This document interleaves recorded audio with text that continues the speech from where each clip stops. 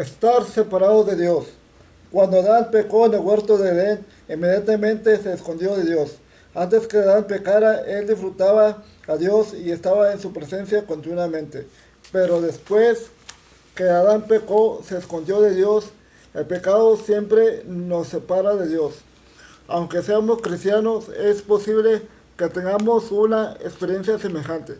Después de haber cometido un pecado pequeño, sentimos que ha surgido una gran separación entre nosotros y Dios.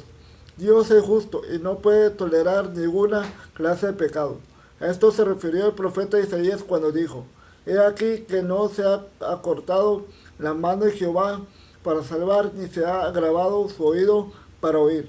Pero, pero vuestras iniquidades han hecho división entre vosotros y vuestro Dios, y vuestros pecados han hecho ocultar de vosotros su rostro para no oír.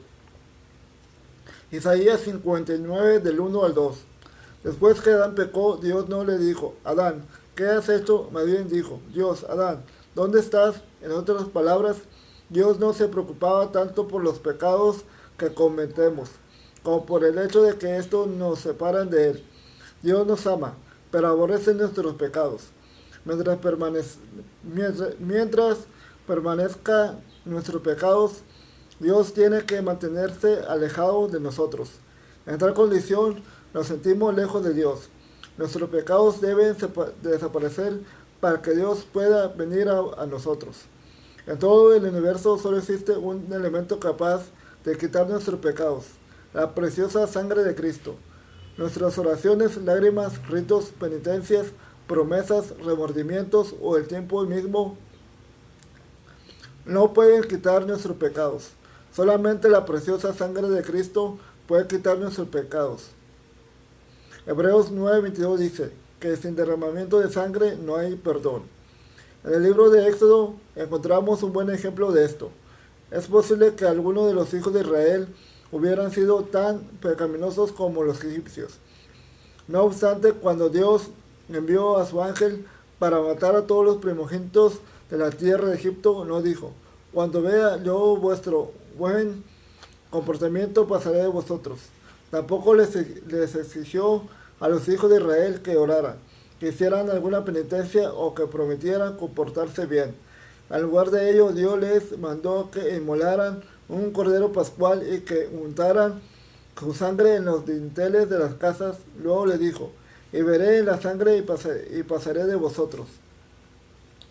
Éxodo 12:13. Dios en ningún momento se fijó en qué tipo de personas eran las que estaban reunidas en cada casa, sino que simplemente al ver la sangre pasó de ellos. Aquel cordero pascual es un cuadro de Cristo. Cuando Juan el Bautista vio al Señor por primera vez, proclamó: He aquí el Cordero de Dios que quita el pecado del mundo. Juan 1:29.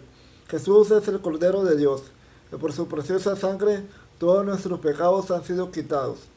¿Qué debemos hacer entonces cuando hemos pecado y nos sentimos alejados de Dios? Simplemente debemos confesar ese pecado a Dios y creer que la sangre de Jesús lo ha quitado. En 1 Juan 1:9 dice: Si confesamos nuestros pecados, Él es fiel y justo para perdonarnos nuestros pecados y limpiarnos de toda injusticia. Una vez que hayamos confesado nuestros pecados, inmediatamente se desvanecerá toda distancia que haya entre nosotros y Dios. En tal momento no nos debe preocupar si sentimos o no que hemos sido perdonados. La sangre de Cristo es derramada primeramente para la satisfacción de Dios y no para la satisfacción nuestra. Recordemos que Dios dijo: Veré la sangre, no dijo: veréis la sangre. En la noche de la Pascua, los hijos de Israel se encontraban reunidos dentro de sus casas y la sangre de cordero estaba afuera. Dentro de la casa ninguno de ellos podía ver la sangre. No obstante, tenían paz al saber que Dios estaba satisfecho con aquella sangre. Una vez al año, en el día de la expiación, el sumo sacerdote entraba solo al lugar santísimo para rociar la sangre sobre el propiciatorio, la cubierta del arca. Levítico 16 del 11 al 17. A nadie se le permitía observar. Esto es una sombra de Cristo, quien después de su resurrección, entró en el tabernáculo celestial y roció su preciosa sangre delante de Dios como propiciación por nuestros pecados. Hebreos 9:12. Hoy nadie puede ir a inspeccionar los cielos y ver la sangre, pero ciertamente está allí. La sangre está allí hablando a favor nuestro. Hebreos 12:24. Y satisfaciendo a Dios por nosotros. Aunque no veamos la sangre, sí podemos creer en su eficacia. Esta sangre resuelve el problema que tenemos con Dios. Si Dios considera que la sangre de Cristo es suficiente para quitar nuestros pecados, ¿por qué no considera igual nosotros? ¿Acaso además de esto se requiere que nos sintamos bien? ¿Puede ser nuestros requisitos más elevados que los de Dios? No.